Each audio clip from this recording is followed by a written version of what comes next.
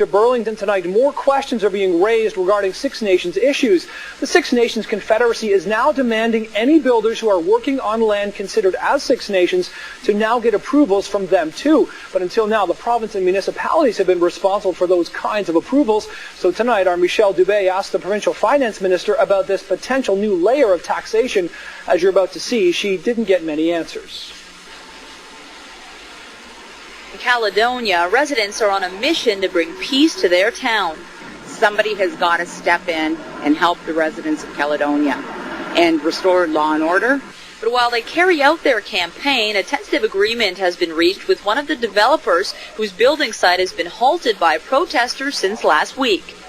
I'm pleased to announce that we have come up with an agreement. John Creighton told Haldimand Council he can't release details because they're still being worked out. But we do know the new Haudenosaunee Development Institute, which was created by the Six Nations Confederacy Council, has agreed to allow the Sterling Street project to continue. But it is emphasizing that all developers working within the Haldimand Tract have a legal obligation to meet with Six Nations representatives to discuss the projects taking place on Haudenosaunee lands. That means HDI is setting up another approval process. But builders already get those from either the province or municipality. We asked the finance minister if this is possible. Well, there are issues around Caledonia that are a matter of negotiations between the federal government and First Nations. But the fact is that our responsibility is to try and inspire those negotiations to move further. But I'm wondering, are they really allowed to do this because the province is responsible for land titles? Yeah, and the province continues to be responsible for land titles and for the planning process.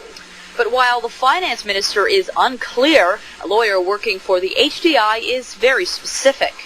This is not about land claims. This is about jurisdiction, and the developers and municipalities must understand they will have to comply with the jurisdiction of the Haudenosaunee.